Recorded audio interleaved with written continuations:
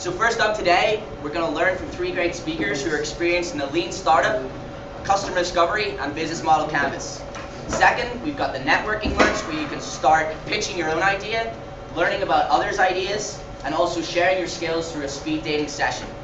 Right after the networking part, you get together with your brand new team to start building or evolving your business model canvas. So that's the run through for today. So now let me introduce you to our talker series. We're seriously grateful to have with us today Alex McClafferty, who's here to talk about the lean startup. Alex is a co-founder of Startup Chat, WP Curve, and Convert Press. WP Curve is a company that gives you 24/7 support for WordPress and has been featured in the likes of TNW, Mashable, and Lifehacker. Alex has also worked as a lead agile business analyst and published his first book, From Trash to Cash, in 2013, so see if you can pick that up.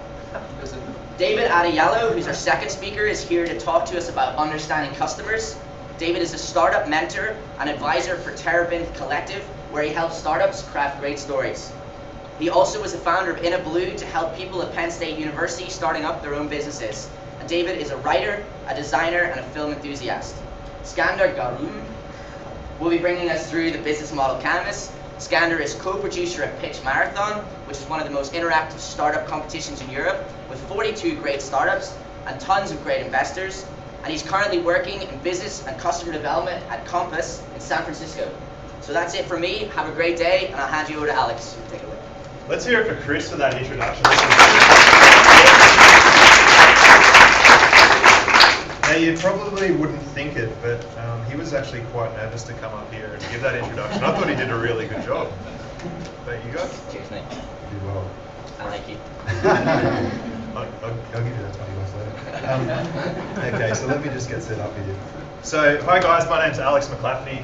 Thanks for having me. I'm really excited to come in here and talk to you guys about the lean startup. Now, before we get started, who here has heard of the lean startup? All right. And who here has a startup idea, a business idea, or wants to be an entrepreneur?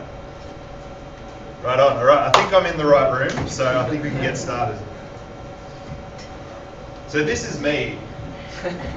I didn't always have this ridiculous mustache, but I was just like you a few years ago. I was paying good money for a university education, and I wanted to be an entrepreneur.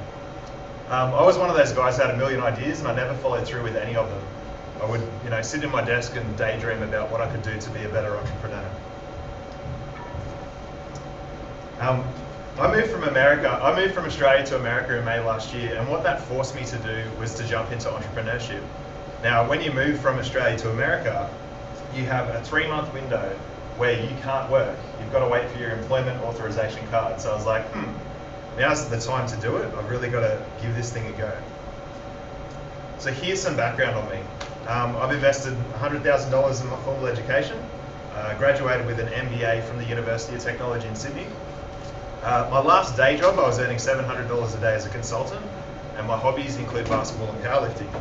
Now, I've worked in day jobs including a call center sales agent, so I was one of those annoying guys that would call you up while you're eating your dinner and ask if you wanted to buy life insurance or credit card insurance. I was a team leader, I was a financial planner, a business analyst, a project manager, and those last few roles were in IT. Now, with that kind of background, you'd think that I'd know something about computers and kind of technical. I'm just a tech noob. So, I don't have a lot of technical ability, but I have co-founded a few businesses that are in that tech space, and I want to talk to you today about some of this. The business that I've co-founded and my main source of income, it's called WP Curve. So 7 months in, as of this, I had to update this slide this morning. We have 211 paying customers. We're doing just under $12,000 in monthly recurring revenue. In this process, I've learned more from doing than I have from reading textbooks, business books, or reading blogs. And I've decided that I never want another desk job. Now, if you look at that revenue, you'd say, okay, this guy went from $700 a day as a consultant, and now I'm earning maybe, say, $45,000, $50,000 a year. That's okay, because I'm doing the stuff that I want to work on. So that's something to keep in mind when you get into entrepreneurship. You're not going to get a massive payday in the first 3 months, so just keep that in mind. Now, WP Curve was born as a lean startup, and although it wasn't my personal idea, I'm going to show you how this idea was validated within 1 week. And this is what we're going to cover today. So we're going to go through the lean startup buzzwords, We're going to talk about how to avoid wasting a year of your life and $80,000 on startup validation. And we'll also talk about how you can validate your idea in a week. Now, this approach is what I like to call a little bit ghetto. You'll see what I mean when we get to the point. Now, the first word that I want to talk to you guys about is MVP. Now, you might know this guy is LeBron James. He was the MVP in the NBA last year. What is an MVP? An MVP is a beta version of your product. It's the minimum viable product that you can get out to market. So for some of you guys, it might be, if you've got an app idea, it might be a beta version of your app that you can test among your friends. For other people, like me, it might be a really ghetto landing page with a Pay Now button. With the landing page and having a Pay Now button, it's really the fastest way for you to find out if people are actually going to pay for your service. A lot of people get caught up in, my friend said this is a good idea, my mum and dad really love it, but the one true source of truth when it comes to validating your MVP is asking people to pay. And we'll talk about this. So everyone's got this $1 million startup idea. I've had so many of them, and I told you I didn't follow through on any of them. And when you do ask your friends and family for this kind of feedback, they're all going to pat you on the back and say, hey, that's an awesome idea, like you should really go and do that. But when it comes to the crunch, people need to pay you. That's how you know if your business idea is validated. And there's two kinds of validation. This is what I call the feels good man validation. And this is when you get people's opinion on what they think of your business. So I really want to reiterate this point that asking people what they think about your business is not how you validate your idea. I think Scanner's going to talk a little bit about customer development, and I don't want to rip on that too hard, but some of this stuff includes, customer surveys, customer development interviews, that sort of stuff, and it's really, really good to do, but it's also really important to get people to pay for what you're doing. Now, you guys have probably seen The Social Network, and I look at that movie sometimes and I think, man, if I could just come up with an amazing algorithm in my dorm room, write it on my window, and then get some venture capital, then I'd have a brilliant business. But for most of us in this room, including myself, that's probably not going to happen. The second type of validation is real validation. You guys know our friend Benjamin Franklin. Now this is when you actually ask people to pay for your product or service. And this is the really critical point, asking them to pay. If they pay for your product or service, then you have a validated business. Now I know this doesn't necessarily apply to people who want to go into the App Store or build a SaaS app or this sort of thing, but I would expect that a lot of the people in this room will have a product or a service that they want to sell online. So to validate, you can speak to people face to face, you can get them on the phone or Skype, and you can create what I call my Ghetto landing page with the Pay Now button. All you need to do is send it some qualified traffic, some people that are actually going to be interested in your product or service, and then you'll know if it's worth doing. The next term we've got is pivot. So this is what I call when people reach the oh shit point in their business. Now, it's really not a nice way of saying you messed up and you need to do everything you can to keep your business alive. So if you want to be an entrepreneur, you need to prepare yourself for failure and prepare yourself for pivots. People pivot for a number of reasons. Maybe they haven't found a market for their products, maybe their service doesn't really service anyone. It's not a bad thing, and you shouldn't feel like it is. But my advice to you is to try and get to a pivot quickly. So people talk about fail fast, fail often. Failure sucks, it's really hard to do, but if you can try and set yourself some assumptions, go through a list and say, okay, if we can have this target of signing up 10 customers within a week or a month, and if we don't hit that, we'll change our product or service. That's really, really important. I've learned this the hard way. So when we started WP Curve, one of the customer bases that I targeted was web agencies, and we figured, hey, these guys will be great. Like, we can save them money, save them time, be more responsive to their customers and really help them out. I spent 4 months trying to sell to these guys. I got 0 sales.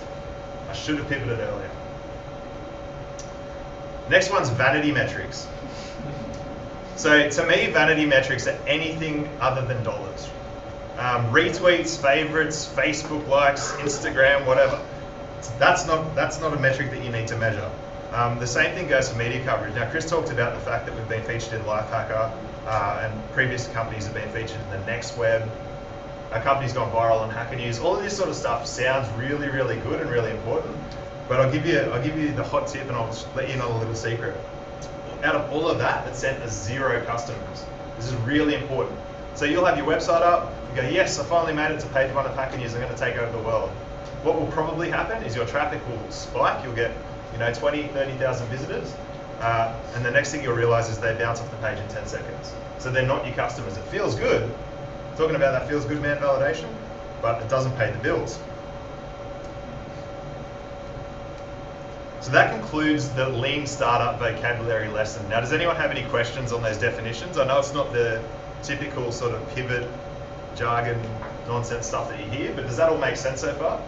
Yeah, getting some nods? No one's asleep yet? Okay, don't hear any snoring. Now, I want to take you through the story of my co-founder, Dan. He followed the lean startup process by Eric Ries, and he follows his stuff he followed it to a T, followed it to the letter. He had a software application called Informly, and Informly was all about, it was a nice dashboard to bring together all of your website metrics. So Dan had a web agency, he sold his web agency, and then he had like $80,000 and he had a year of his life to pump into this project. Now, he did the right things. He built a pre-launch list of 4,000 people. He made it onto Nextwave and Mashable. His idea was featured on This Week in Startups. So I don't know if you guys know Jason Calacanis and This Week in Startups, but he's a really straight shooter. He's a smart guy, and he said, Dan, your idea is really good, I like it, I think it's going to go far. He did customer development, he ran surveys, he had dozens and dozens of customers tell him how much they loved his product. So he was running a free version of this application, and he had users, and it was all going quite well. Then he moved from a free version to a paid version of the product. Now, out of those 4,000 people that were using the product, how many do you think paid? 4? More? Less? 15 paid customers. I'm talking about 11 months and around $80,000 in money invested in, a year of his time, all of that money, all of that effort, and 15 paid customers. So that's not 1,500, that's not 150, not 50, 15. So there were a number of things wrong with that startup. He targeted web agencies, and as I've told you, they're kind of hard to sell to, they're very frugal. He pivoted too many times, and it really became unclear what his product and service was. But the biggest mistake that he made was that he used indirect validation. So he was asking people what they thought, but he wasn't asking people to pay. So Dan had a few bottles of wine, and he came up with this post, and it's called his Startup Validation Bullshit. You can find it on our site at startupchat.co. Now, if you go to the comments in this post, this is how I actually met Dan. Because I've been tracking this guy for 11 months, and I thought, wow, this guy is stuck with this idea for 11 months. He's busted his butt to try and get it off the ground. I think he's a great entrepreneur, but he just didn't have the right idea. The idea he did have was coming up with a 24/7 WordPress support service.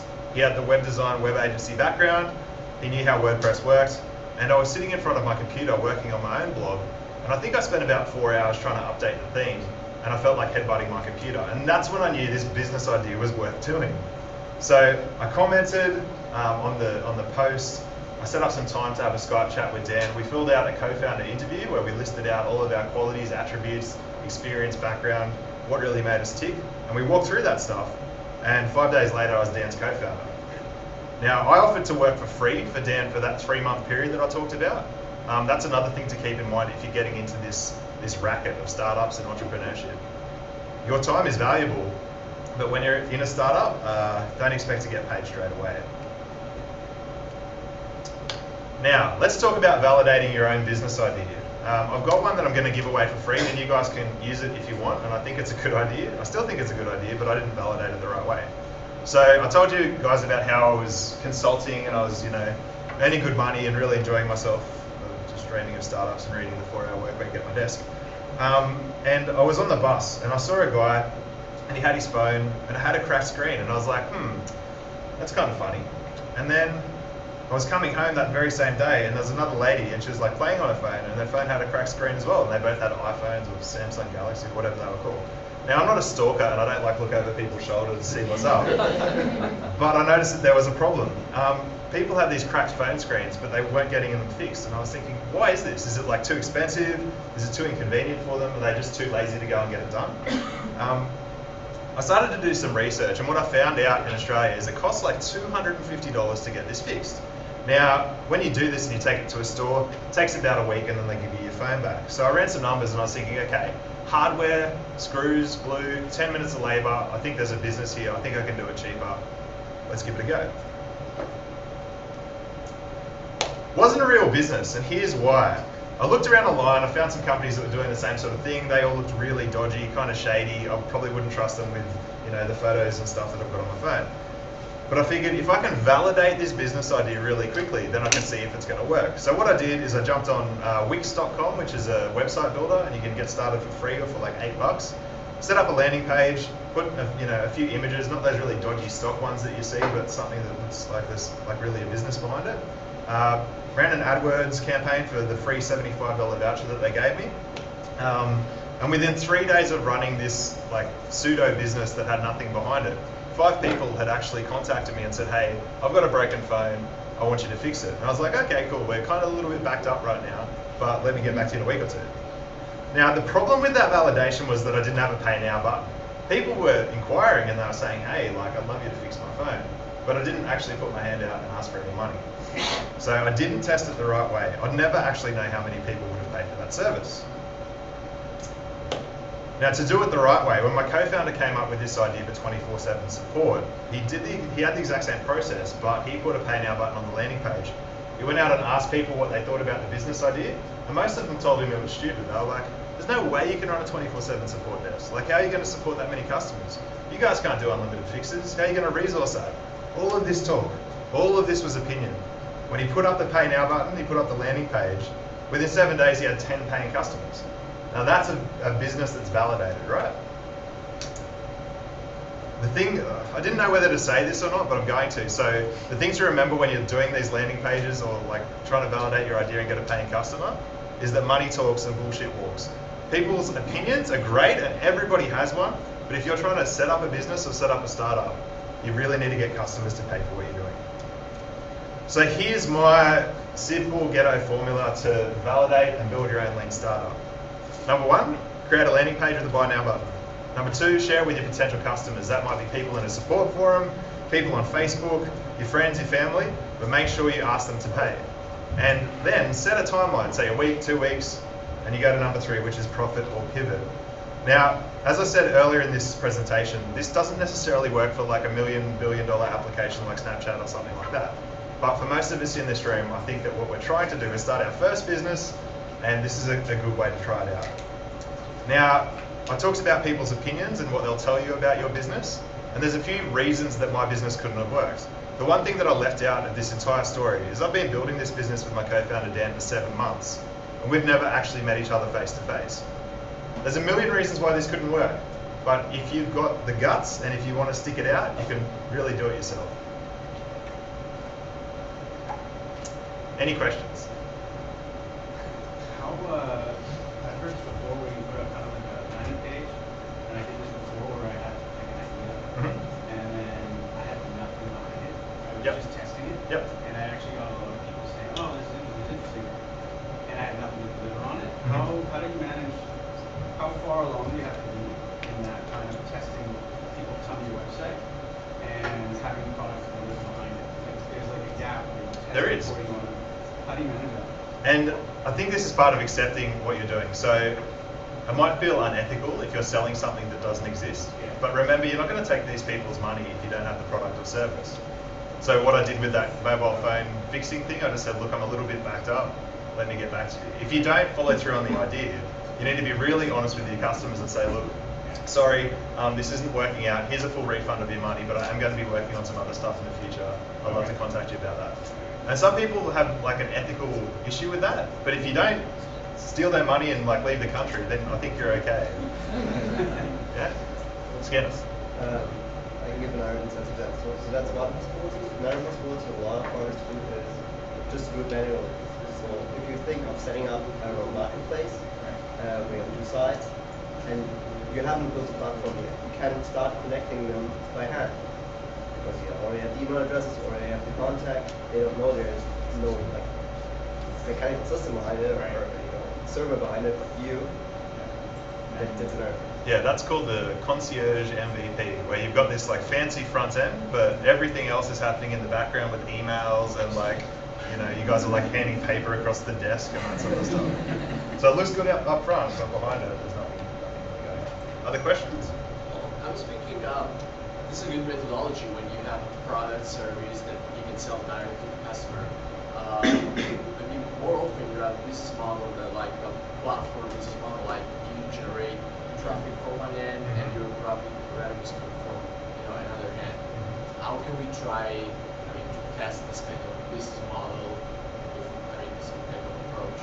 I think I really think that those sort of marketplace business models are very hard to validate because you need critical mass. You need supply side and you need demand side, and you need a lot of traffic to validate that works. Now, this approach doesn't necessarily work with that business model. I know a few guys who have these kind of marketplace businesses. A couple of popular ones, you guys might have heard of freelancer.com. So the guy behind that, his name's Matt Barry. He's like an Aussie founder. And I think it took him maybe 9 or 10 years to get that from the idea stage through to IPO. Now that sounds like, hey, like he listed his company, but that's like 8-9 years of just completely breaking his back on this idea to try and get it to a position where, hey, there's like enough action from both sides. So to really answer your question, I don't know whether this approach would work for a marketplace.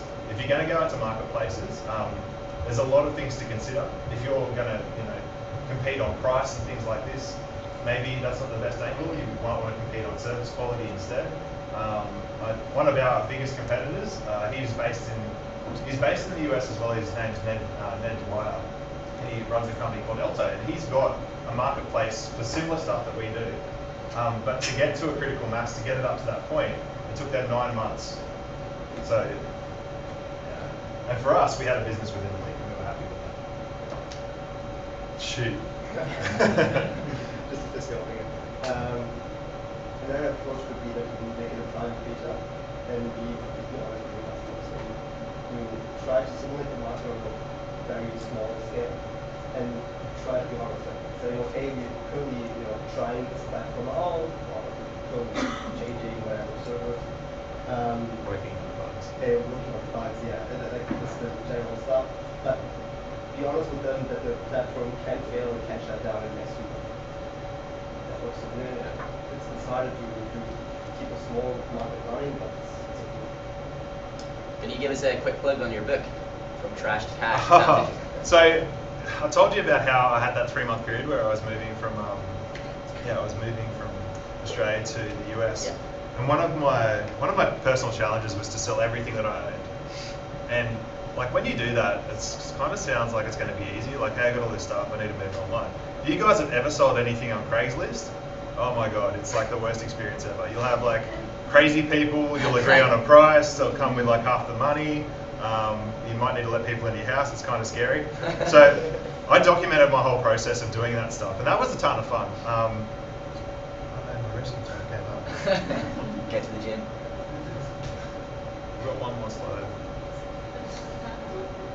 Here we go. So I wouldn't necessarily recommend you guys read my book because I sort of rushed that thing out. It was maybe like 6,000 or 7,000 words. What I do recommend, if you're interested in startup stuff, check out startupchat.co.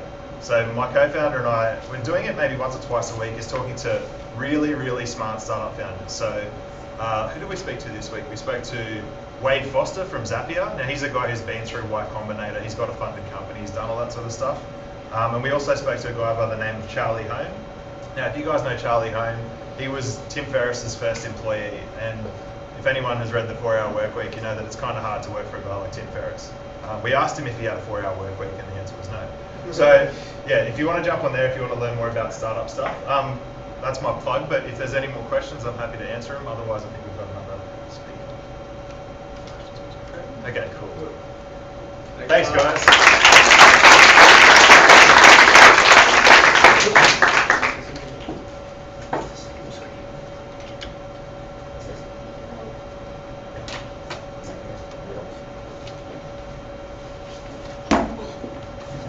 Really showing me up here. How about those moves?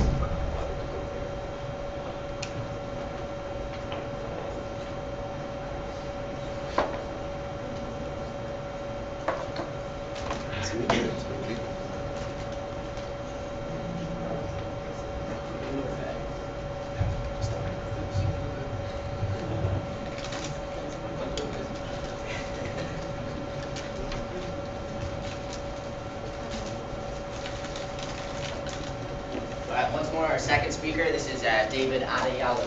He's going to talk to you about understanding customers. Thank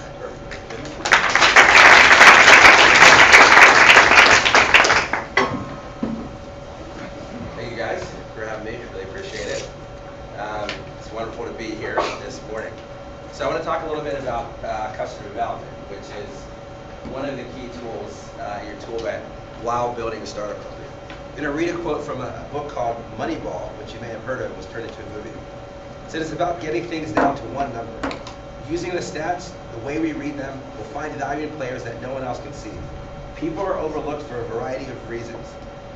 Age, appearance, personality.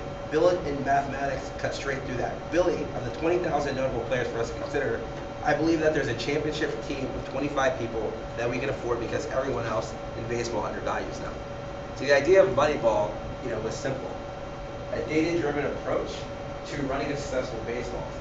And obviously that, if you haven't seen the movie or read the book, the Oakland A's use kind of sabermetrics, which is a data-driven approach to understanding players in order to build, a valuable team. And I think with Startups Company, the same approach has to happen. A data-driven approach to customer development. Mark Andreessen, noted Silicon Valley venture capitalist, founder of Netscape, on the board of directors at Facebook, also founded Opsware, the venture capital firm Andreessen Horowitz. Once had a famous blog that he unfortunately took down to post, but at the internet, it being what it is, all his posts were archived. And he wrote on that blog that there are two stages essentially to a startup company. Before product market fit and after product market fit. And before a company is at product market fit, he says that you have to do everything to achieve product market fit, including changing the product, firing founders, changing out the team, whatever is necessary to achieve product market fit. Because until a startup has achieved product market fit, they're not going to be a successful startup. And after that, he says, once a startup has achieved product market fit, there's really nothing that can stop them. Not founder problems, not team problems, not changing out hires. Achieving product market fit is the goal of every startup company. And I think there are a number of tools and processes in which to try to understand the customer. Paul Graham of the company, of the incubator Y Combinator, has often said there's only two reasons founders don't talk to customers and product people don't talk to startups, talk to their customers. Laziness and shyness. Laziness and shyness. On one end, we're too lazy. We want to stand behind our 30-inch cinema displays, behind our 11-inch MacBook Airs and write some code or do some scripts and write some tweets and blog posts because that's a lot easier than getting out and talking to customers. On the other end, it's just pure shyness. We're afraid of what people are going to tell us, what they're going to say to us, what criticism they're going to have for us. And it's so important to go out and get out of the building, get out of the office, and talk to customers because that's the only way to achieve product market fit. Now I work with a company called Tufted Needle, helping run business development and customer evangelism. And if you listen to the founders, and JT, co-founder and CEO, is actually here, over there in the corner, and if you listen to the story of how our company achieved a Net Promoter Score of 80, which if you're not familiar with Net Promoter Score, 80 is phenomenal, it's extraordinary. The product didn't always have such a high Net Promoter Score. We started with an early version of a mattress, and we got it out the door, we beat down the trails, we started talking to customers, seeing what they liked, what they didn't like, testing, iterating, speaking to customers, and taking their feedback in order to build a better version of our product. We took in their feedback using tools like Delighted. Delighted is an web application that helps track customer development. There's tools like Survey.io where you can send it out to your users or your customers to see what your Net Promoter Score is. Sean Ellis of Growth Hackers, famed growth hacker who's the first vice president of marketing at a company called Dropbox, which I'm sure all of you have heard of. He was actually just in town a couple weeks ago, and I moderated a question and answer with him. And he said, using a tool like Survey.io, the number that you're shooting for is 40% of people would be extremely disappointed if your product went away. And until you've reached that number, most likely you don't have product market fit. It's kind of an inverse way of doing a Net Promoter Score. And again, the process is, how do you talk to customers in order to gain that valuable feedback? There's another tool that we use called the 5-person test. Jacob Nielsen one of the kind of foremost world experts in usability, has discovered that there's kind of the curve kind of decreases after about 5 people. And if you interview just 5 people about a specific feature or product, you can get 80% of the feedback.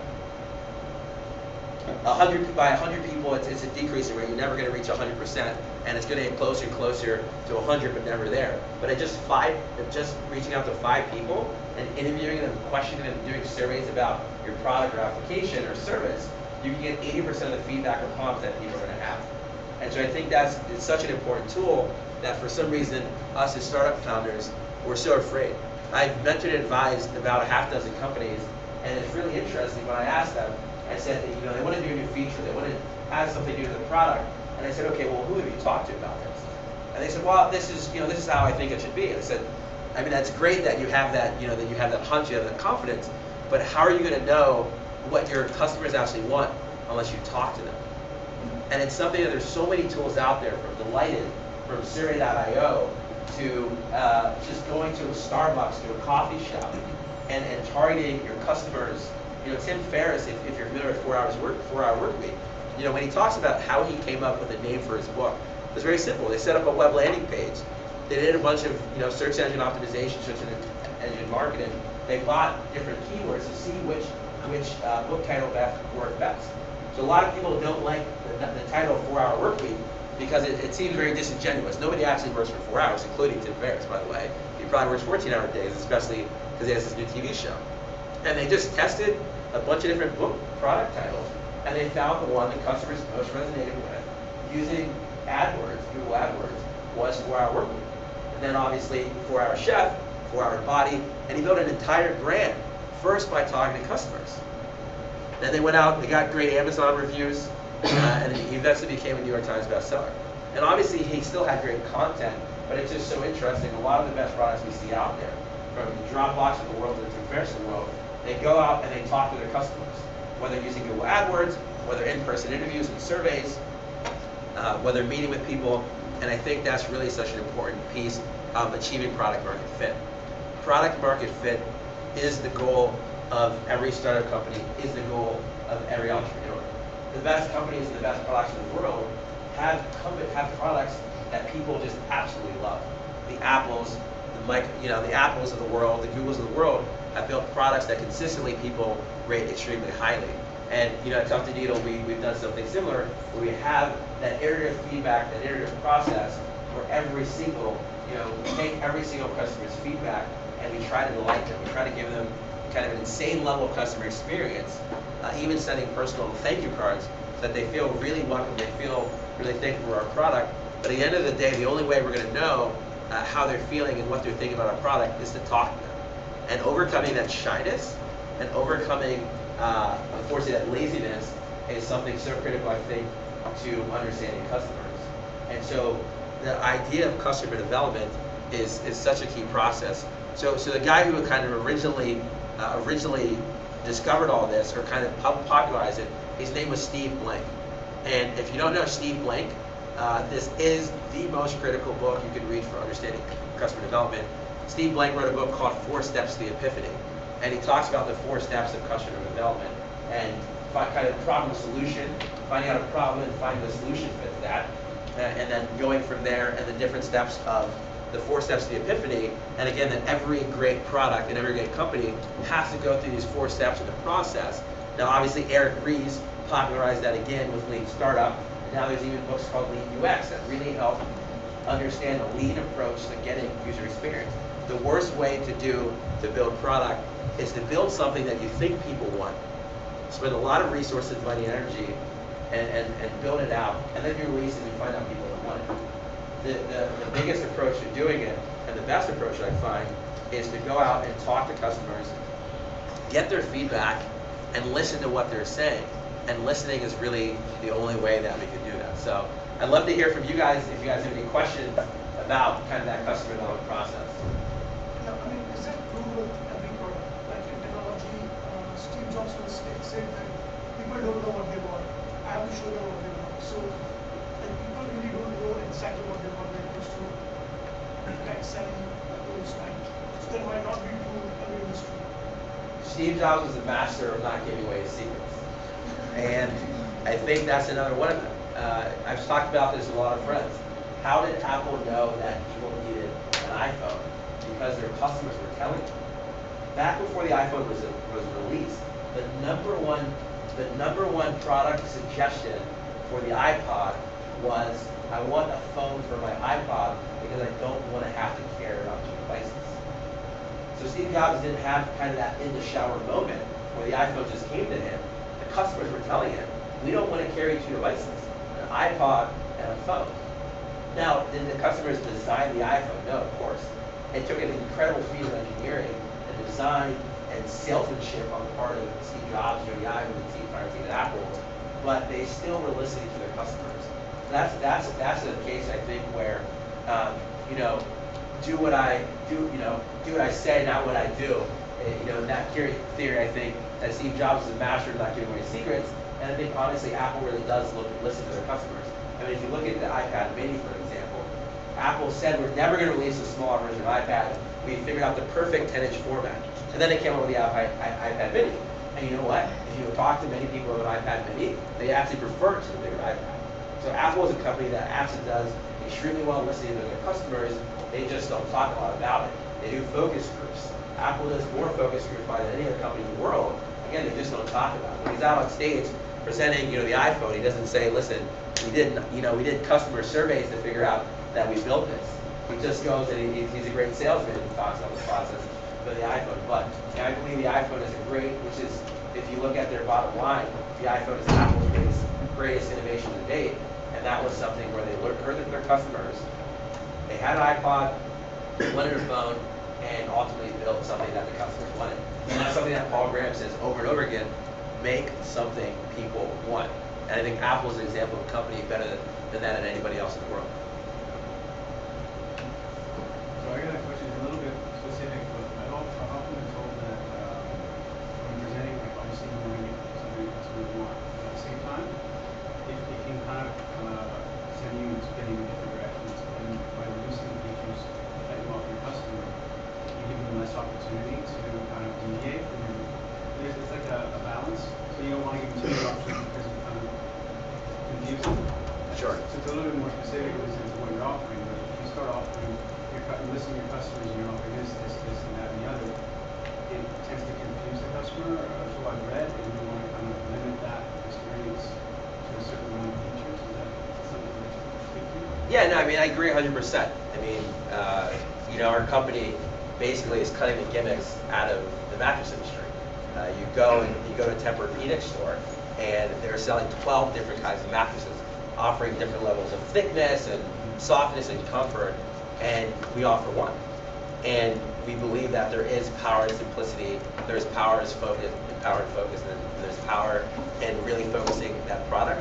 But that's more about delivering the best product in the world. You don't actually need 12 different kinds of mattresses and all these different kinds of thicknesses. You only need one or two to deliver the best value in the world. That's simply sales and marketing gimmicks. I think in terms of from a customer development standpoint, however, it's not about offering your customers a ton of options and features. It's about taking something and getting their feedback directly. And so when you build a product or service, you have to go immediately to the customer and say, what are you willing to pay for this? What do you think about our product? What level of comfort do you have? And so it's not offering them 12 different options and saying pick the best one, and saying here is the option. Criticize us, give us your feedback, tell us what you think, tell us what you like, tell us what you dislike, tell us your concerns, and that's ultimately, I think, the process is. So you're right, you don't offer tons of options to customers, just have those options. It's more like offering a single option and using that to get feedback. If you think about A/B testing, right? The idea of A/B testing is taking two different or multiple different variations and just serving them up via the web server and seeing which one they like best. I have friends who work at a company called Optimizely that actually help companies do A/B testing. And so there are points at which you're right, you're not offering a million different variations, but you're still getting that feedback from the customer. And how important, of course, is to target your right customers. I mean, otherwise, there is the risk that they're not the personas that they are going to buy your product, whatever. So maybe you're going to have false feedback with that.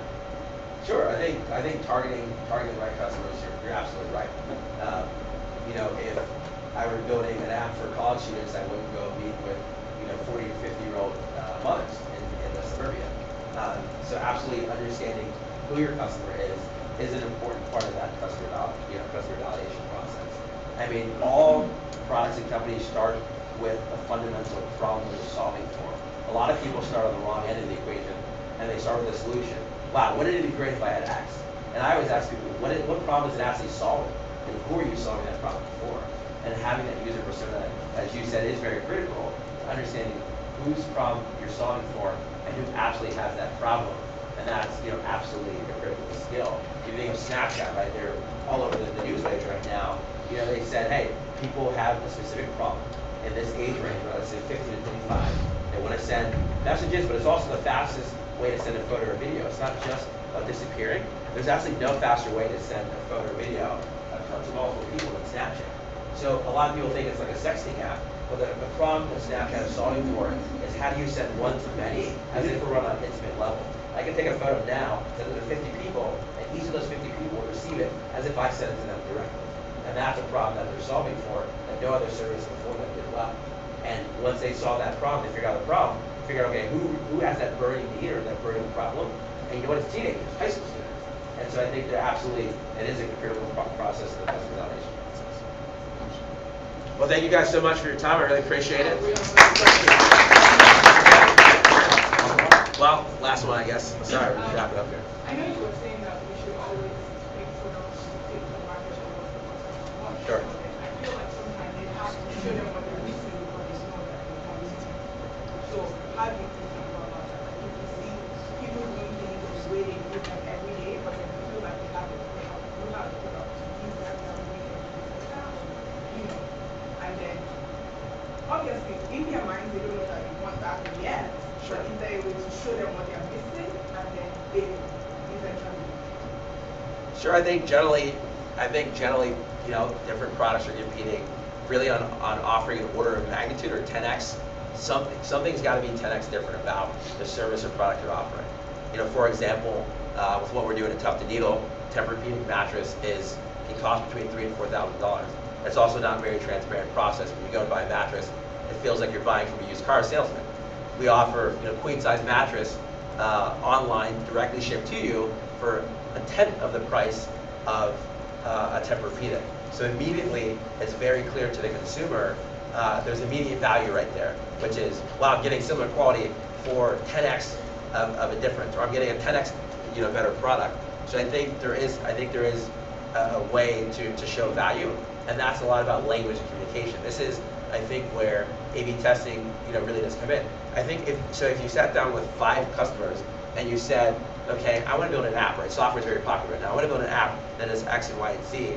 Those 5 people are going to give you feedback, and you can now understand their problem in a way to better market it to them. So the 5 people are telling you, yeah, man, I'm tired of USB sticks. I'm tired of USB, and they don't solve this problem. Then when you release Dropbox, you can now frame it and say, never use a USB stick again, which is how Dropbox. One of my good friends is employee #1 at Dropbox. That's how they marketed Dropbox in the early days. Never use a USB stick again, right? Never have to worry about file syncing again. So it's still about, you speak with the customers, you get that customer validation, and then you hear their problem, and you frame your message in a way that addresses the problem. And I think that's the way to go about it. So again, thank you guys so much. Really appreciate your time.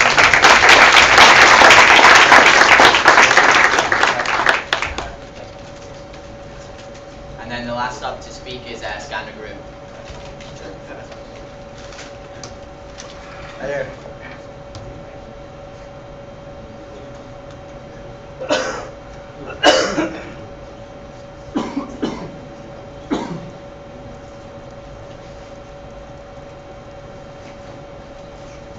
I actually moved to San Francisco in November and bought a Mac. First thing I did was buying a Mac. Before I always used Windows or Linux. Anybody wants to help me out? Don't look at me.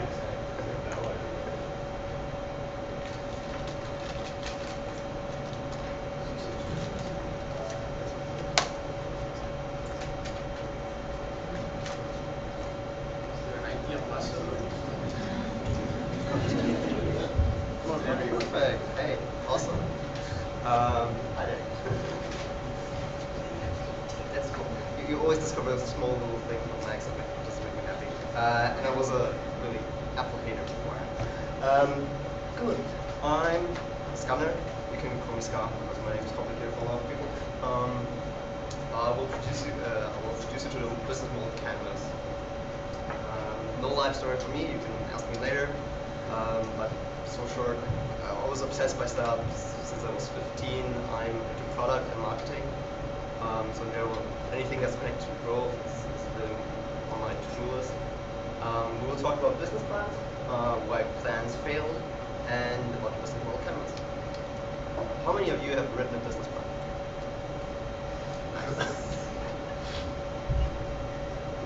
You have fun. How long did it take to write a business plan? Well, it depends how long I want to be the business plan.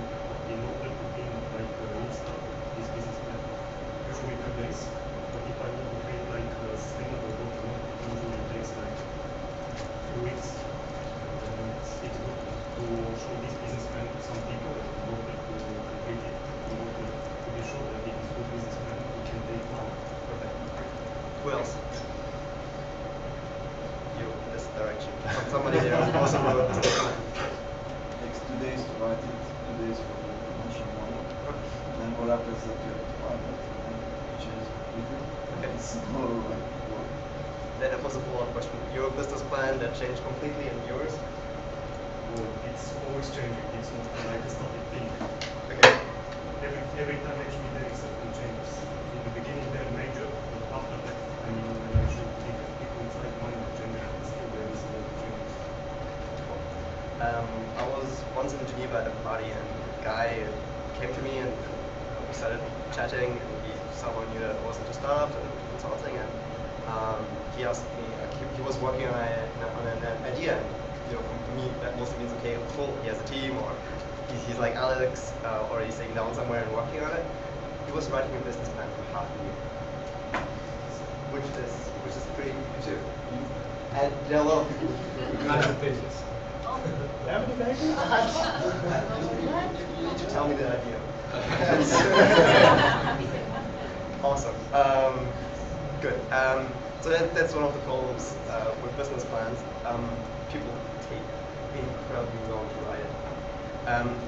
I'm not here to bash business plans, just to make sure of that. Business plans are very useful, especially if you sit down and write on it, you fixate your idea. Because a lot of people have multiple ideas at the same time. A lot of founders, especially, they just switch between ideas, and sitting down and writing it down fixates you on one idea. But in the end, I just want to give you two, for me at least, subjective truths. The first one is plans fail and change. What my plan for this weekend was 3 weeks ago, 2 weeks ago, 1 week ago, that was constantly changing. That I'm sitting here now in front of you, that's cool.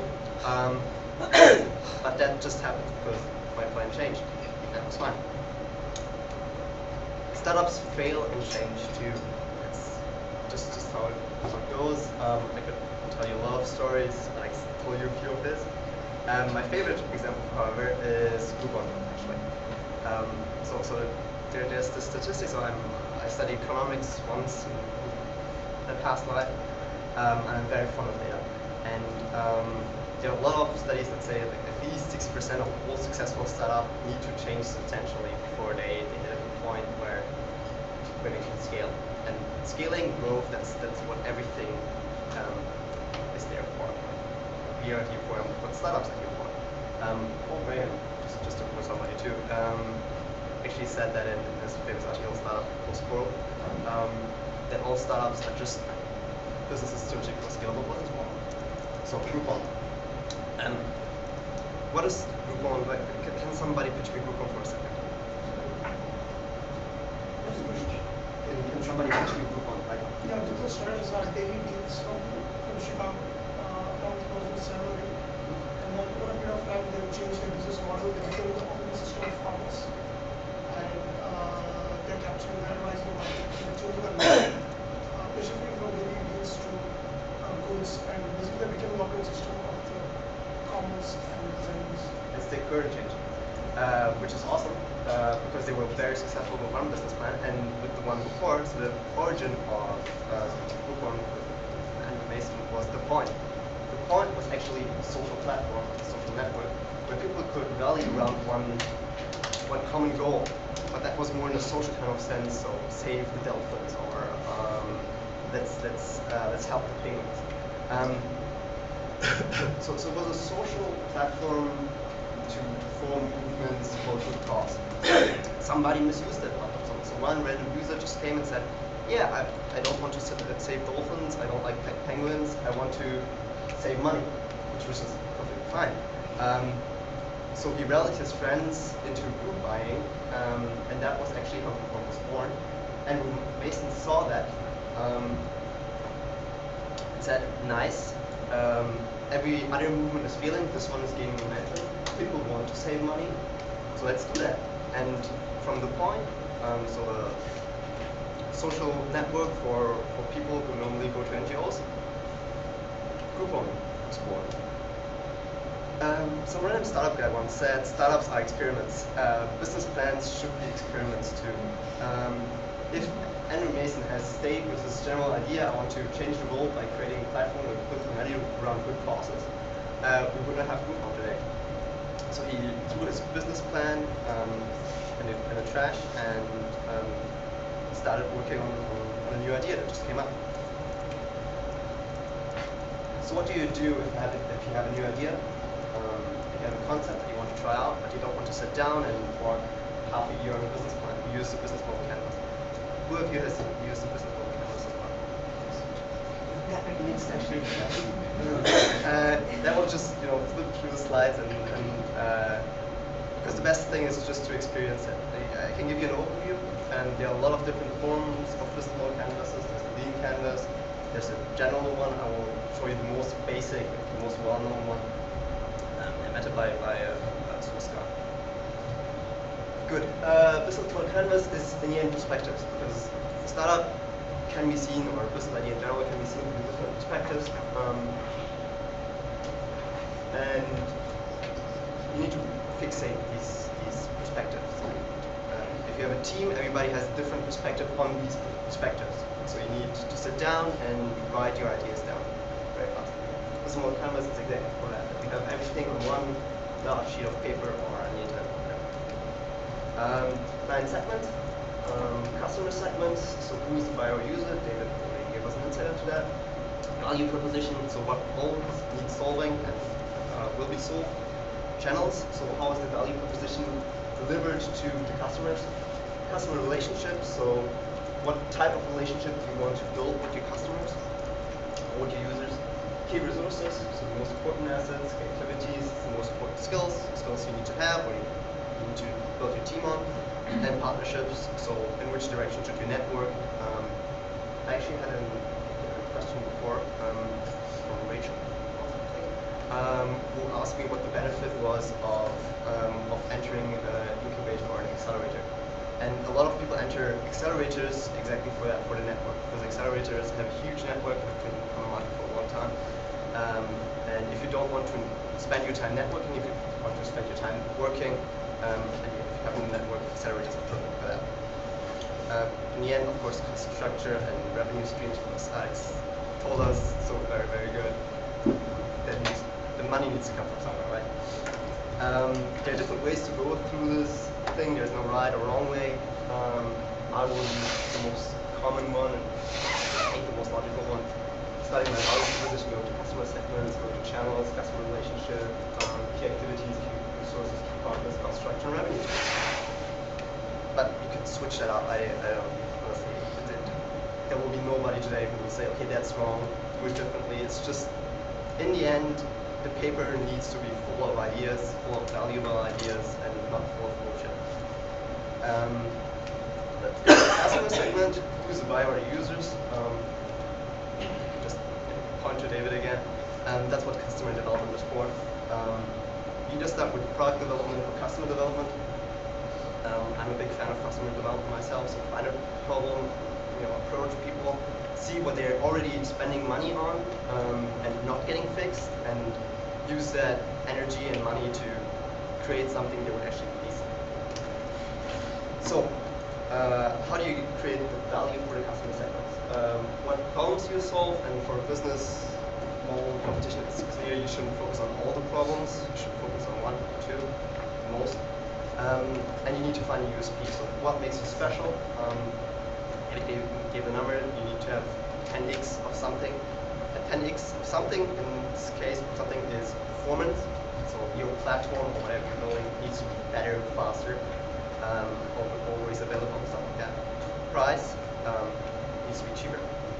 That's a WordPress example. Design, you can,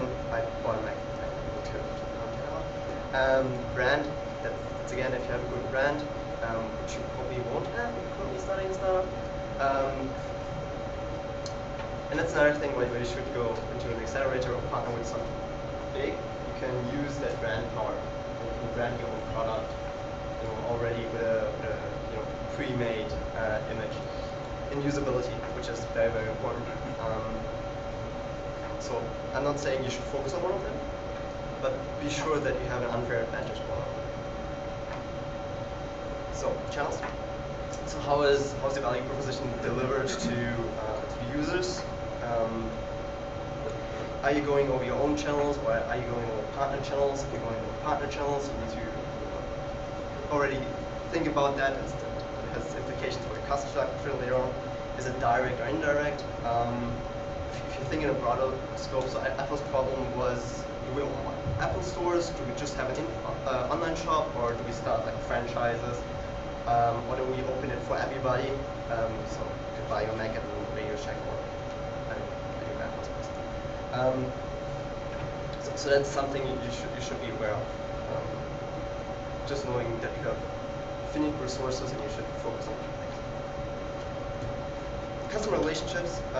What type of relationship do you establish? So my first company was a marketplace to pivoted to wasn't luxury place. And in Luxus you need to have personal relationships. So you can't just set up a WordPress site, no matter how good it looks, and just tell people, sign up. If you're paying a lot for a product, for one single product, you need to establish personal relationships. People to talk to, you need to have a face. And that also probably means you need to have physical stores. So that's something you need to be aware of, customer relationships. You already see how everything in the business canvas is connected. Big feature is nowadays co-creation. So are you just creating a product and throwing it out there and somebody buys it and consumes it, or is the user also the creator? Key resources are your most important assets. So I'm not thinking that anybody here wants to start something of an IP, so of an intellectual property he or she hasn't developed. So that shouldn't be a problem because you have a space here. You don't need to rent an office, but that's always something you need to be aware of. Key activities, that's something more important because nobody of you has a team right now. I think I got that right. And you need to assemble your team of your most important skills. And that's always, it's a two-way road. So either you form your product based on your skill set. Best case is, of course, you form your team based on a broad product outline. There are different kind of skills, of course. The most important ones, for me at least, are product knowledge, problem solving, networking, sales and marketing, because that's all interconnected, and you need to have these skills present in one or two persons, at least in the founding team, or in first hires. It was pointed out, Dropbox first hire was actually a marketer. So that's something very, very common with Valley here, that engineers start developing product, perhaps even go out of the building, have the product, and then they put the product on market and see, oh, damn, we still have marketing product. The perfect product is not enough. Next thing is key partnerships. So each of you has a network.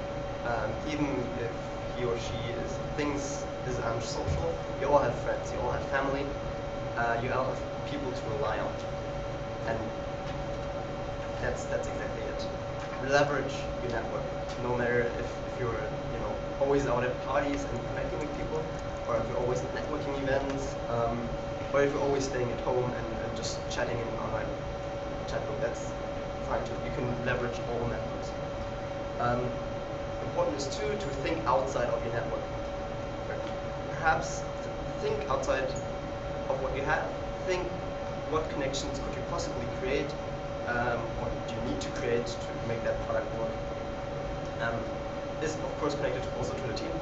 I know a few teams who just hired somebody because they needed access to the network. That works fine. Cost structure. The last two important things are of course connected to money. So what do you need to pay for what? Your business students, so I don't need to focus on that. Fixed and variable cost, economics of scale, investment bootstrapping.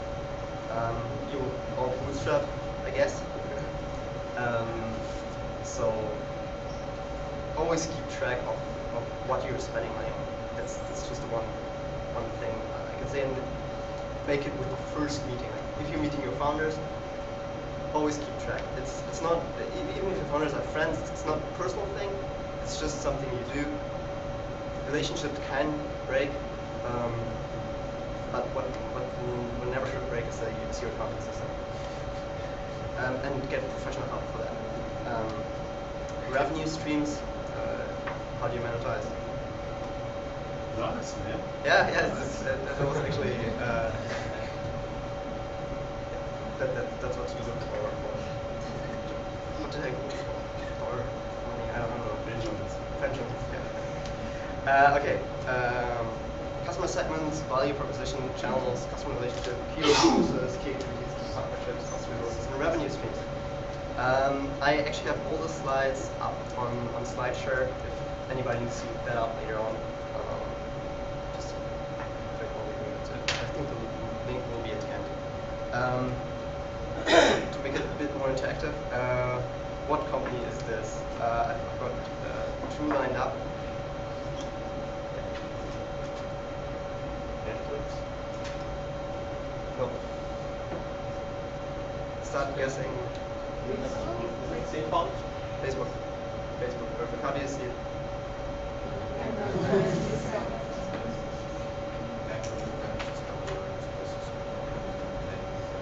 That's called. You can see a soul in the core of the company in the business plan, and you can see the business model.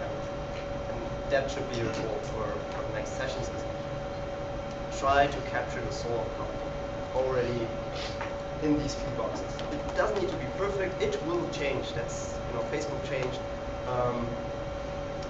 That's the idea. That if somebody random just looks over your thing and say, I already got an idea what the product is about. Next one.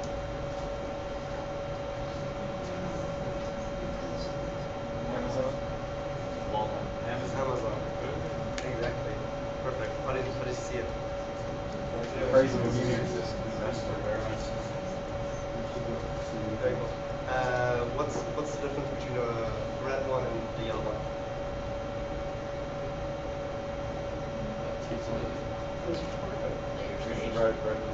Original market. Yeah, exactly. It's the two different markets they operate in. So that's the general, Amazon, the yellow one is the Amazon website, the online store, and the red one is the ecosystem. You can use a business model canvas actually on anything. That's really interesting. That's how business model canvas for bank would look like. A friend of mine is currently building a new banking structure in Russia, and he actually used for his team a business model canvas in the beginning, like when they all met for the first time, to show them where the different connections are and what possibly would come from it and how you can perceive one. Okay. Thanks if nobody's stepped so far, so I'm happy to.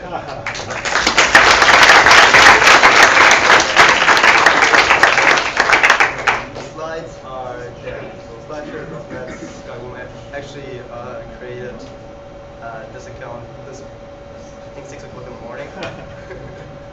So I hope it works.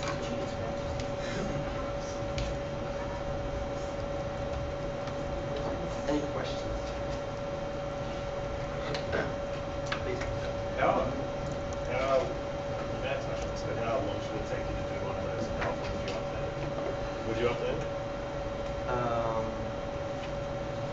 first really fast draw, time works out for 20 minutes. So in 20 minutes, if you have a team of 4, everybody should have put their ideas in and should feel the time pressure to push ideas in. And then you can review it. Build on as you go. Yeah. If you already have a very fixed idea and a fixed team, you can't take 4 hours. Because that's just, 40 days. Please, what else?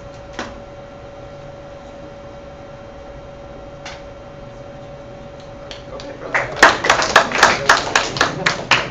Approaching investors with this business model campus, and is it enough? Because what you do usually you raise capital with a business model, right? When you go to a bank, if you want any loans or anything, then you would use a business model. You raise money by pitch. Yeah, and First you have to get inviters. that's true. That's why you have a network or a reputation, or the list goes on. Or advisors or mentors. That's just like the 3 I would use. And that's exactly it. The business model canvas is a good organization tool inside your team. It's changing so fast and it's showing you connections that you should know as from other team members. Business model canvas is also a learning tool to learn, what kind of networks, what kind of skills your team members have. You don't necessarily want to show that to your investor, especially when you're raising money. I'm not saying that you should lie. Don't quote me on that. But you should present yourself. Presenting yourself always means showing one perspective, not the perspective. For a good pitch deck, look at LinkedIn's Series A or B pitch deck. Put it online, implemented it. So what you would change from that pitch deck, which they raised a few million. And it's one of the best rapid pitch decks.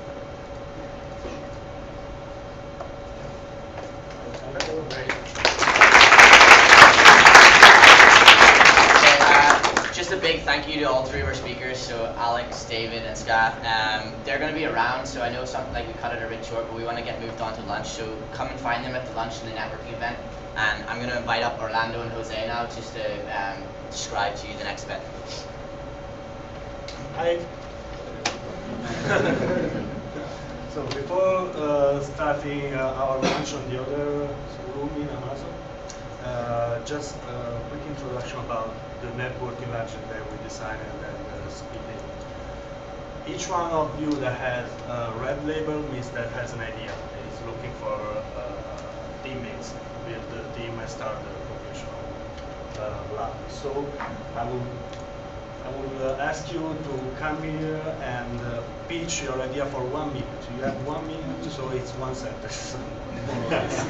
So be clear, Jose is going to measure that.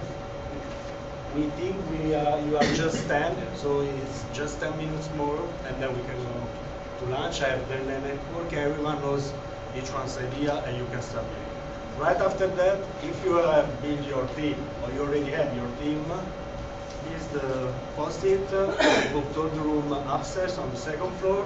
You will have your business model canvases if you want to start. This is going to be your first work as member of the co-creation lab. Well guys, now it's about you. I have a list here with some names, but if somebody else is not in this list, they're welcome to come here in front. The first person to speak is Javier.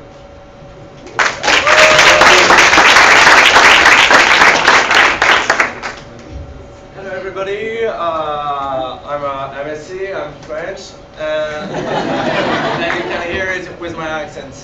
So my idea is like it was very challenging when we arrived in San Francisco and we had to go to IKEA, buy expensive furniture. What if we can build some furniture with cardboard? That's what I did. I made my bookshelf with cardboard and I thought, oh, we could share this idea. I could write a book. No. You're a geek. You need to do it on the internet.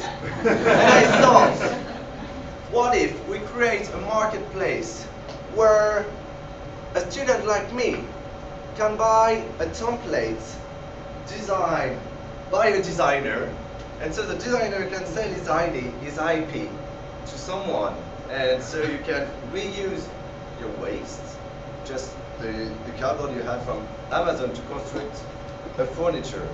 And we can go far beyond this idea, and just if you can sell your IP, your intellectual property, what you designed. Thank you.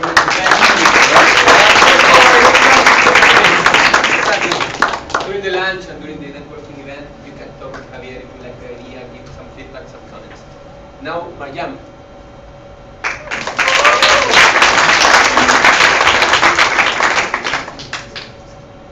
Hello everyone, and thank you for being here. I am both from Iran and from MSc.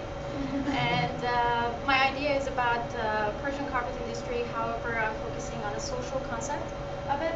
And Persian carpet is part of Iranian's culture, history, and art. However, people who are making this art are receiving a little amount of money, and they are suffering from a serious respiratory diseases. And being from Iran and having the opportunity to witness it close by, it's really made me upset. And I've decided to team up with my sister, who's also my classmate, and with Mike to be a change agent in this industry and hopefully make a change. And I'm looking forward to use this lab to make it a reality. Thank you.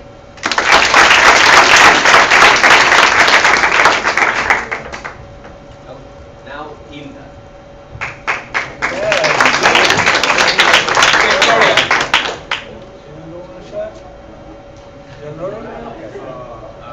Somebody want to know the Hilda's idea? Yes. No, but not now, maybe in the lunch. And you can talk one-on-one. Yeah. Now, Florian. You have a great.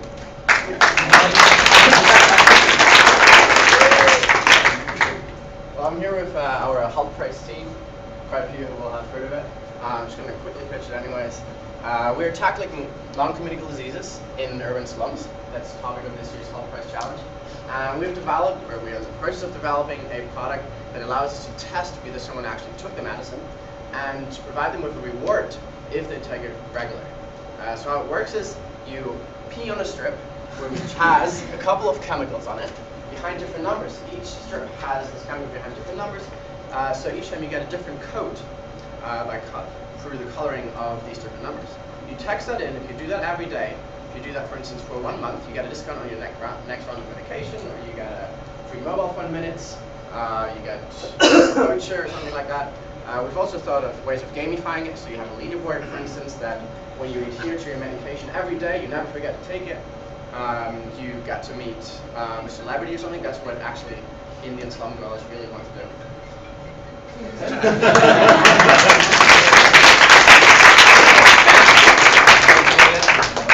Now is the time for Dario.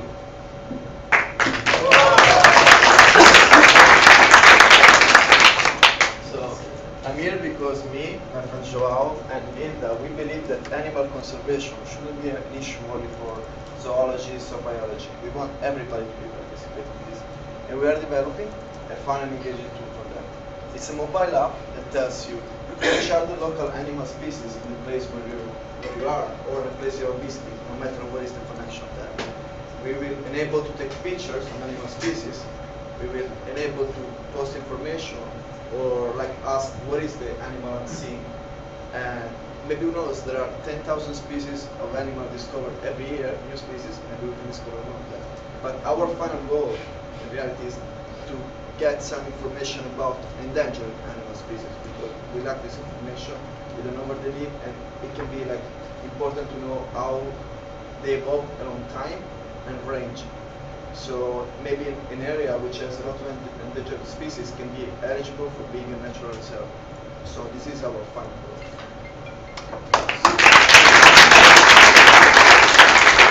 Now, Steve.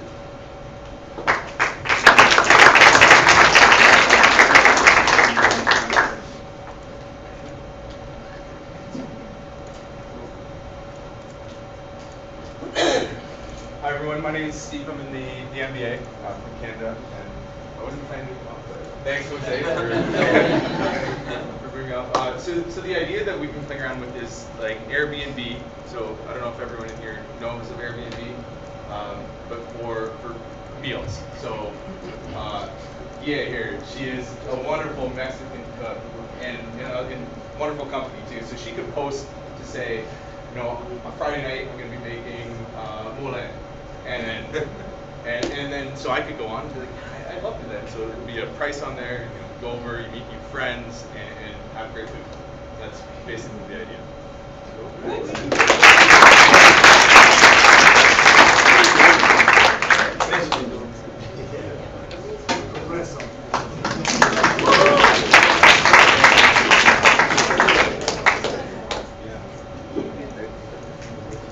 Hi guys, I'm Preston, I'm an MSc. I'm here with actually a couple of other people that I'm working on this project with. And Alex actually threw up a really good slide where he talked about the amount of money he invested in his education. And I think we're kind of aware, if we think about it, like how much money, and especially the opportunity cost we put into education. And for the most part, on the other side of that, we don't really know what's waiting for us. It's kind of an unknown as to like what this actual education is leading towards. And so we thought that we could take the ideas, the lean principle ideas that Alex was talking about, and apply it to the individual.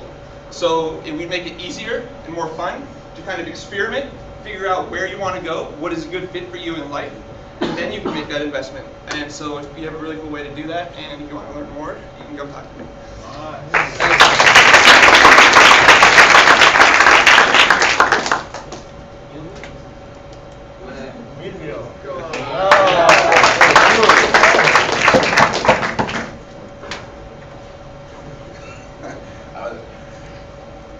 Basically, my idea is I have started a company called Advon. It's for the artists, and I'm looking for different artists around the area and globally as well to promote them in the U.S., especially the market of New York, California, and Florida, because it's an $8 million market for right here. And a lot of people that love art and want to connect people with their soul in the way of an art piece. We're also looking for people in the way of PR and fashion and advertising. I want to form this company where people can talk to consulting people, PR, and all these industries also to invent the image of the companies as well out there. That's my company.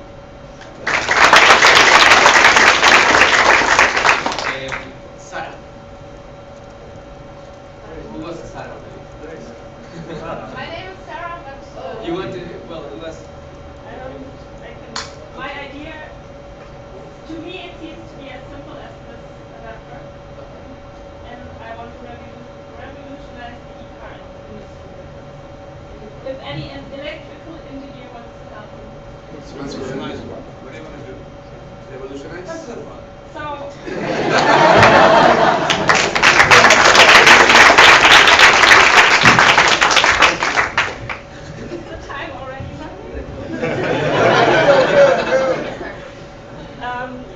I've done some research on e-cars, and I found out that each e-car needs to have a different adapter to be charged.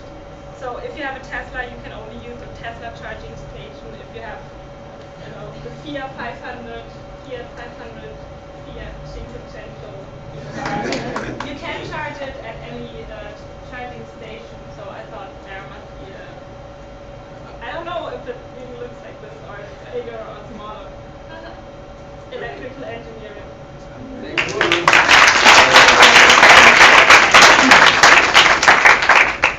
Stefano.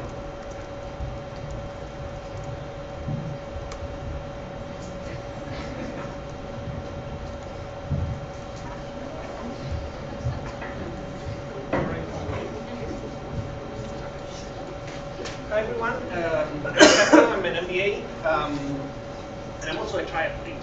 And a few months before starting my MBA, I did my first Ironman. I was really proud about it. Now, of course, I have much less time to train. So I was like, I need to stay honest with myself, to keep training while I do the MBA as well. And to force myself to do that, I also entered another race, which is the Escape from Alcatraz in June. And at the beginning of the year, I was like, okay, I want to push myself to be active every day, even when I have a lot to study and there are exams and so on. And so I got one of these. It's a fitness tracker. It's a Fitbit specifically. There's plenty of these products. It's like a hot category. And here's the thing. Of course, I do 3 sports. Plus, sometimes I do some gym work. So running, cycling, swimming, not in the water actually, quite the opposite. But and gym work. And this only tracks what I do when I run and when I walk. It doesn't give me any reliable and total measure of what's my actual consumption of calories, or what's my actual activity. So I think there is the space to do something better. I think it's possible to build a product like this, a fitness tracker that tracks something else like biometrics, and there is scope. Yeah, and there is scope to do something that actually works better.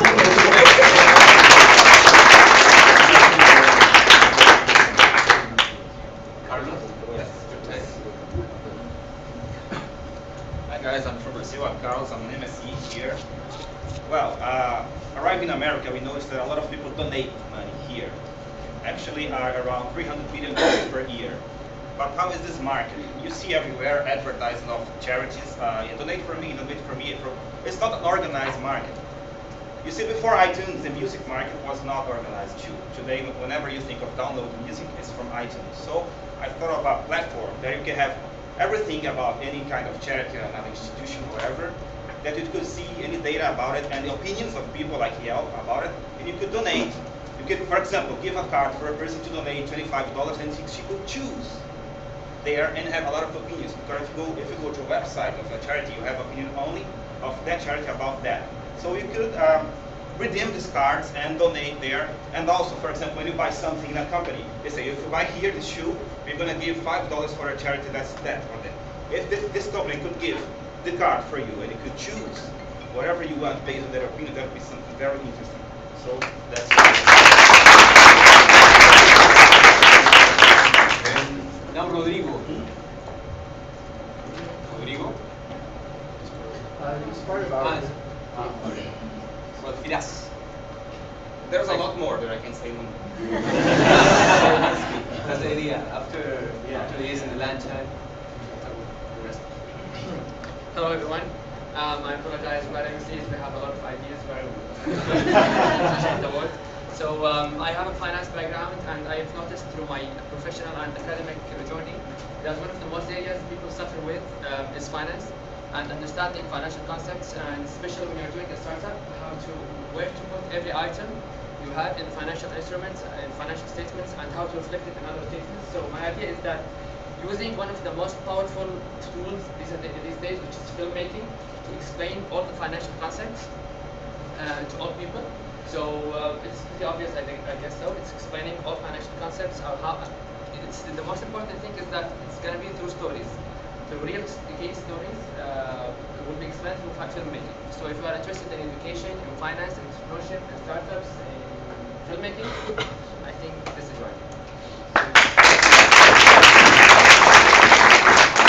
Well, the list is over. Anyone else would like to pitch their idea? You said an idea, guys. No. Ladies first. Ladies first.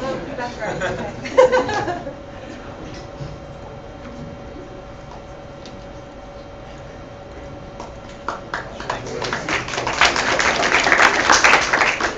Hey guys, I wanted to pitch our Team Tibia Med, which is actually already a startup. We haven't launched, but we're still in the prototype phase. And just like every one of us has like a loved one that's been outside of the hospital discharge process. It's messy. It's messy. It's administrative. You have to talk to your doctor. You have to do all this planning. And you know, for a healthcare industry, it's actually 40 years behind in technology. So we found a huge gap of opportunity to optimize and utilize the discharge process through artificial intelligence. So basically, our prototype right now is through simple SMS automation.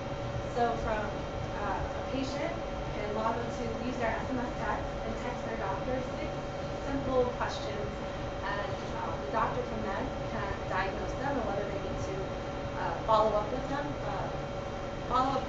or call them, which actually keeps the patient out of readmission to the hospital. What we want to do is SMS automation, cloud computing. Well, if you want to know more, come find me or Atul Karam, who's the founder of Tibia Med, is here, and Omar Shaker, who's part of the project as well.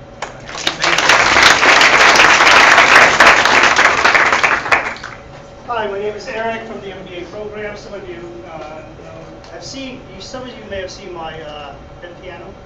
You guys saw it? Okay, so you know how to play. It's on an iPad. Okay, unfortunately, the iPad is only, you know, the size. What I want to create is called a stick.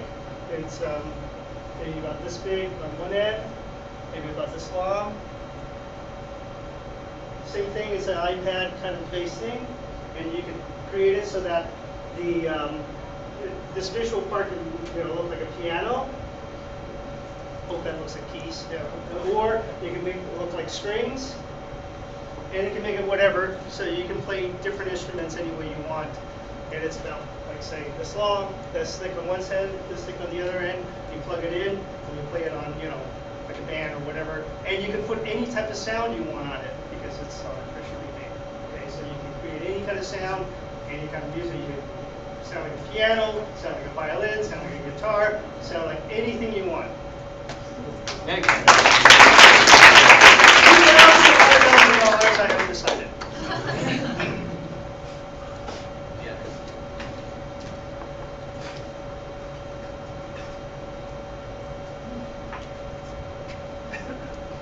Hi, my name is Diana. I'm an MSc.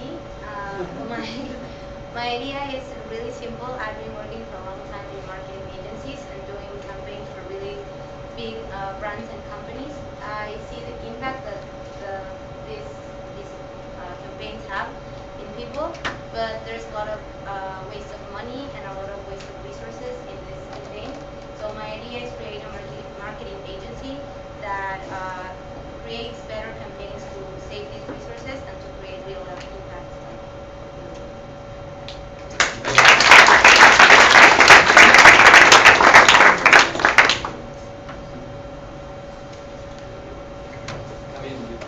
Hey guys, I'm Camilo from Austria in the MIB program, and I, together with a couple of friends from the MIB, came up with an idea for an application to bring cultural events to the masses. So people always have the problem of not knowing what's happening in the city, especially in a city like San Francisco. And what we want to do is bring together like free seats in concerts, in comedy shows or whatever, onto an application that the people can really look for like on the same day. So they go online, go into the app, see what's happening tonight, plus combine that with a very easy name your own price tool. So that means that the customers feel engaged and that they kind of at least have an impression that they can name their own price, although the organizers set a minimum price for that. So that would combine filling vacancies for the organizers, really cool new opportunities for users to experience or to get to know new cultural stuff, music, theaters, or whatever. Yeah.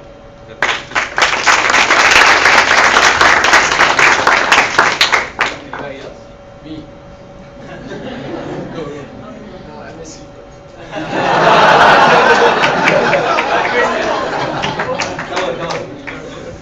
All right.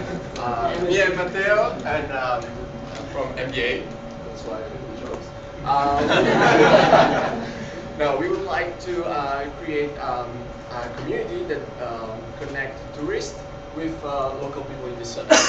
When we travel visiting, of course, we have better experience where we have some friend that can bring us and show, you know, the city. Already we have some tools like Yelp, TripAdvisor, but you have to spend time checking it, and maybe they are not very reliable. So we would like to connect a tourist with local people that are available just to, you know, share their spare time with them, and of course earn maybe some money. That's it.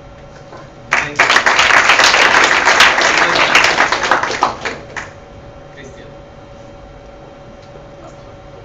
H.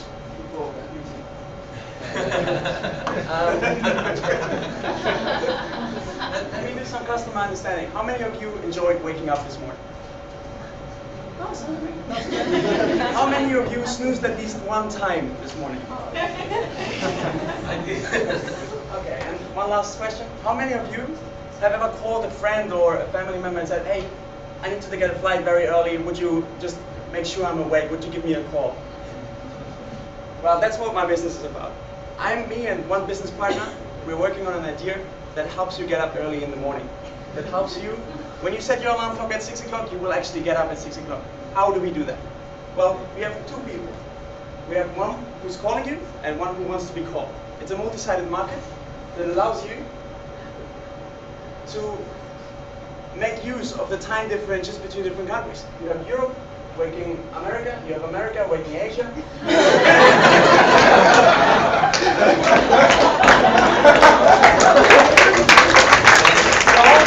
whole thing is called early bear. We over here have an investor, and it's the bears that are the lazy sleepers, and it's the hunters that are waking the bears. Keep an eye on it.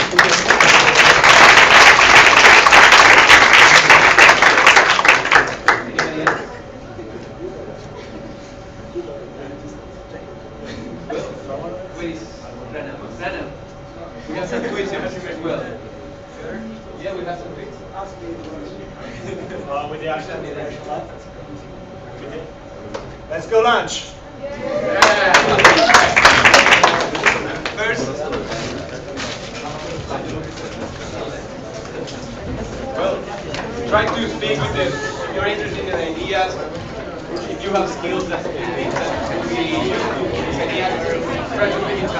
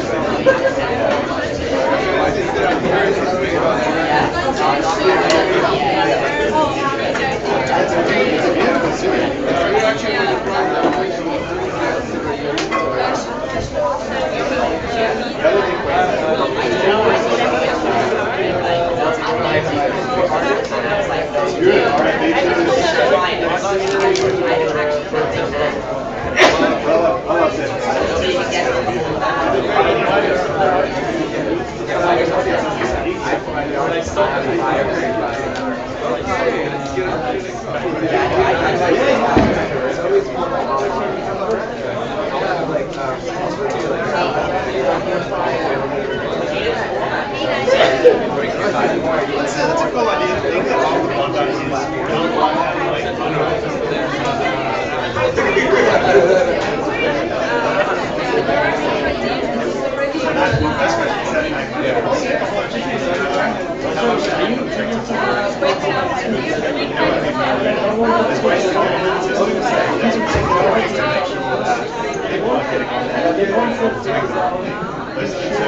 You know how many children are going to die because they have multiple minds that will die?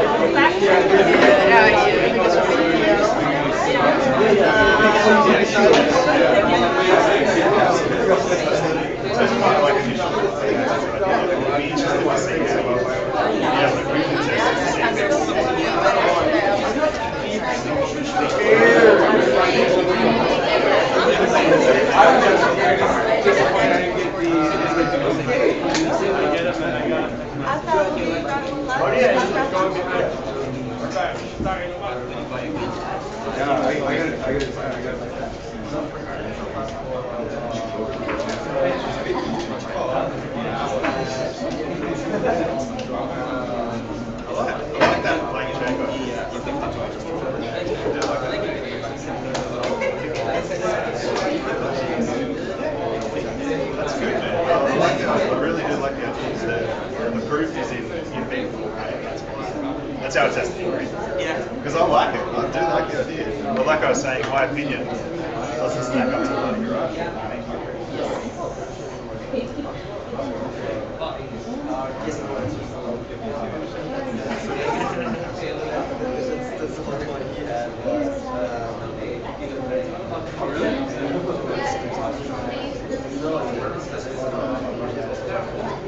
She wants to make the class successful in school. We have a vision that will not happen next year, so it will happen next year. One is usually just a nice cycle. Because the next scaling phase, that's where my competitors are very getting.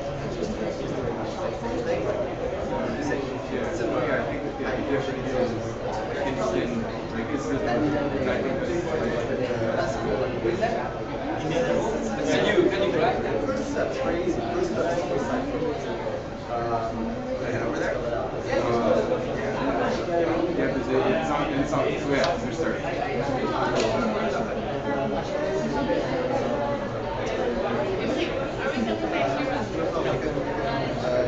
Lunchtime outside. No, not No, lunchtime started whole Yes. There's like 4 things that you basically. Enrico! Enrico! Man. Local deliveries. I met a guy from